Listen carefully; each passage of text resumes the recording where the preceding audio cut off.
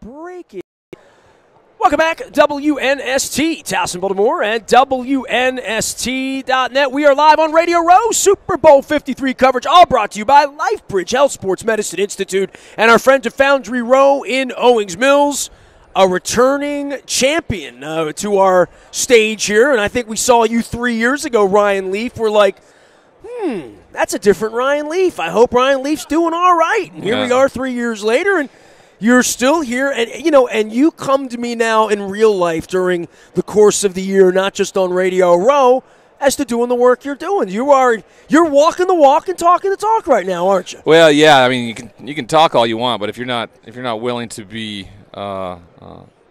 be active, then there's really no point in it. And that's what we've been. My family and I, me in media and broadcasting and stuff. So it's been 2018 was a tremendous year for the Leaf family and everybody we interacted with. We had a blast. Well, I guess part of the walk and talking the talk is you made a commitment to reconnect with human beings, people like us. I mean, literally, I see you every year. I see you on TV now. I think feelings about your legacy, you're changing all of that. Give me the last year. Give 52 weeks. What was your favorite part of the year since the last time I saw you? Probably every day with my son. I got a 15-month-old at home. Oh, wow. I remember you talking about that last year. All right. It's awesome. Yeah, he's getting big. He's developing that personality, talking, and we love our time together. And so that definitely is by far the front. Continue to build the relationship with my fiance and learning more about her every single day and where we're going as a family, I think has been hugely beneficial. And then, of course, I set a goal about 3 years ago to really I wanted to be Joel Klatt or Kirk Herbstreit, or at least do what they get to do. Mm-hmm. And we got to really jump into that field this year. Got to call, I think, like 3 college football games this year, and did a lot of studio work, and the radio show's really taken off on Sirius XM. So, I mean, it's been interesting. I would never have thought, of course, 4 years ago, just over 4 years ago when I walked out of prison, that this would be my life right now. When did you get my microphone back? I'm coughing. When did you walk out of prison? What day was that? December 3rd, 2014. So just over 4 years. Wow. And how long had you been incarcerated? About 3 years, 32 months. Wow.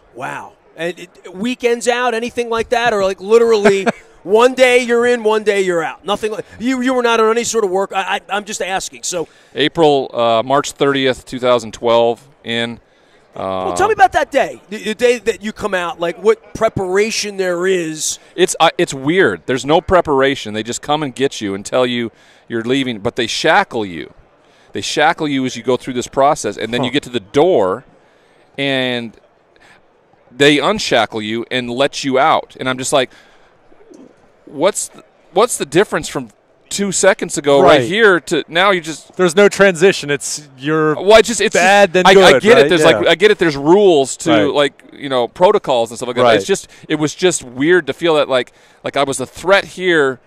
Yeah. And now I'm not. Then good luck to you. Good luck to you. My mom and dad picked me up. Yeah. The only people that were there. Where was this? In Montana, where I grew up and where I was from. By the way, I went to Montana this year. We'll have something to talk about, so I'm looking forward. Where did you go to Montana? We went through Yellowstone. Yep. We flew into Boise, drove east through the Craters of the Moon, which is one of the coolest things that I never knew about that somebody like you should have told me about. Said, you got to go do that, dude, That's in Idaho. That's in Idaho, right? Yeah. So we crossed into, we went through Jackson and then up through Yellowstone, came out into West Yellowstone, and then drove up into Big Sky, and there were lots of fires going on. Like, we saw a raging, legitimate forest fire, and HGTV doesn't do justice to. Happens every summer. We have fire season in Montana, and it's terrible, but it rebuilds the environment in Montana. It's part of the cycle, and I've lived through it, my entire life growing up there. What we did, we spent many a summer going through Yellowstone National Park and Glacier National Park. We had the 2 large national parks there in my home state, and then we spent a lot of time up at Big Sky. I proposed to my fiance up at Big Sky a while back now. Wow! Yeah, all right. So yeah, we spent a lot of time there. My dad went to Montana State in Bozeman. and we grew up in Drove through Bozeman. I took yeah. a picture there, and we have a player named Bradley Bozeman on the Ravens, so I had some fun with him with that too.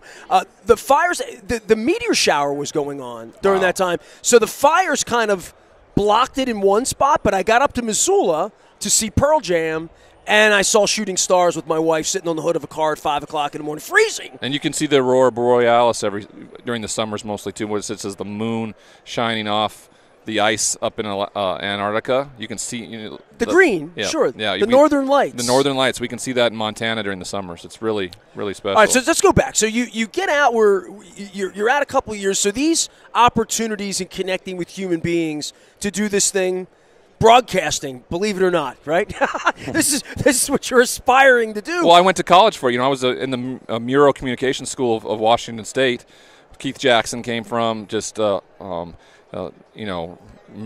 of course, who's a god in this business. So it's what I wanted to do. But when I quit football, the last place I wanted to be was in a newsroom or with media, because I had such a tenuous relationship with them. Right? I should have done it. I should have done it from the get-go, and maybe there's a different path I take. But it's the one I took.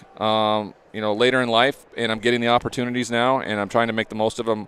If you're willing to work hard in this business and truly work hard, you can move up, but you have to be patient with it and have an understanding that it is what it is, and I've been very, very blessed and grateful this past year because of it. Ryan Leaf joining us here on Radio Row. All of our Super Bowl coverage brought to you by our friends at Royal Farms. Real fresh, real fast. The tasty coffee. That is not Royal Farms. This is just a cup. They can't give me Royal Farms down here in Atlanta. Ryan Leaf, one of our defending champions here. Of course, your story, well documented and all that, but the football side of this, you calling football now, it's like a different game, right? I mean, the game we're playing in Baltimore with Lamar Jackson might look like what it looked like when you were 9 years old. Or I say it's like the little magnetic football game where everybody runs right, runs left. This is a different game, though, that Mahomes is playing and Goff is playing than maybe the game you played 20 years ago.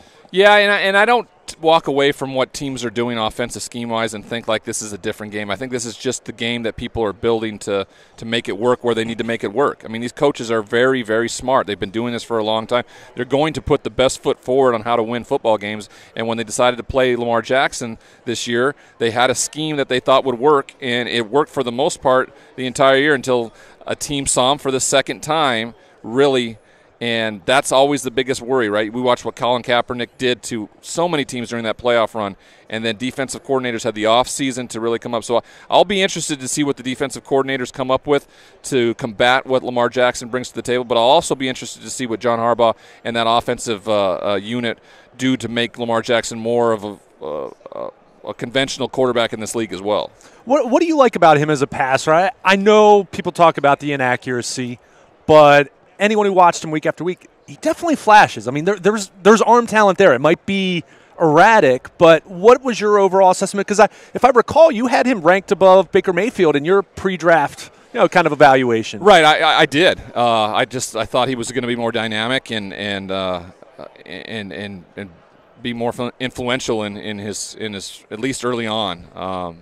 And I feel like in a way he was, but. The arm talent part is there, you talked about, but this league is all about accuracy. It really is. So he's going to have to develop that, and that may be schematically too, them throwing different kind of passes. They went down the field with his passes a lot more, play action and everything like that, and that's a big part of it. When you're throwing the ball, plus 10 yards down the football field, you have less chance to be as accurate as you do throwing it, of course, closer. So I really will be interested to see what this offseason brings and how they adapt both what he does dynamically with his feet and how he can throw the football more accurately and get their team to build those sustained drives and be, because the North is going to get interesting, right? Well, the Steelers seem like a dumpster fire right now, so we don't know what's happening. We know where the Ravens are at and where they're going, we hope. The big wild card for me is the Browns. Now, people are up in arms and excited about a 7-win season and where they got to in Baker Mayfield. They're still the Browns. I want to see some. That's some the stock. That's what we say. Right? Still the Browns. Right? I want to see the consistency here. I think Baker Mayfield has been the answer. He's just really kind of given an injection of hope in that city. bringing back Freddie Kitchens is huge. He didn't have to go on to a third offensive coordinator in his first 2 years. I think that was big in continuity. So I think the AFC North is going to be really interesting in the next few years. I think Lamar Jackson and Baker Mayfield, this may be the beginning of a competition for a while now, and I'm excited to see it. I must say that going through Montana, I've fished 3 times in my life, that driving along all of those cliffs and everybody in waders, I'm going back. Good. And when I go back, I'm going back to fish. I'm going to get some guy like you that knows what the heck you're doing and take me out there, and I'm going to figure it all out, because it seemed like a really peaceful, chill thing to do in the summer, to go to Montana and hang out. It is. We go back every summer. We have a lake house in Montana, a family place. And last summer we went back and celebrated my grandmother's 90th birthday. We had a big family reunion, and I got to go fishing one day. It's exactly that. You should go back in the wintertime and fish during the winter. That's some good fishing too. You have like bears in your backyard and stuff, or no?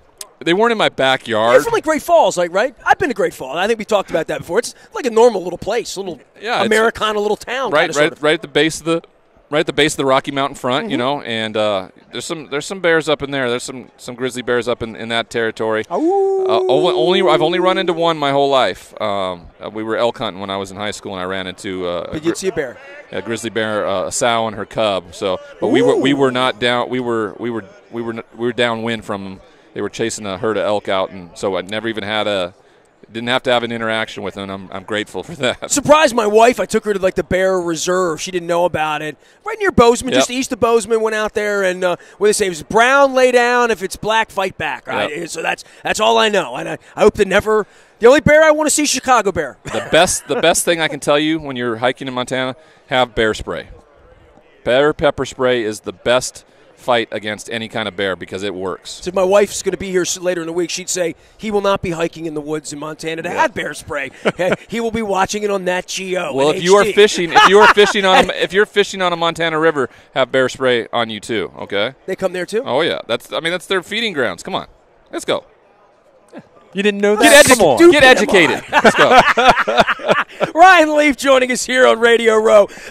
It's all brought to you by our friends at LifeBridge Health Sports Medicine Institute in Foundry Row in Owings Mills. Always good to see Ryan. Listen to him out on Sirius as well, and hope you call a bunch of football games, and we'll see you up on the lake house in Montana there. Luke is here. We're down here in Atlanta on Radio Row. We are WNST.net, AM 1570, and WNST Towson, Baltimore, and we never stop talking Baltimore sports.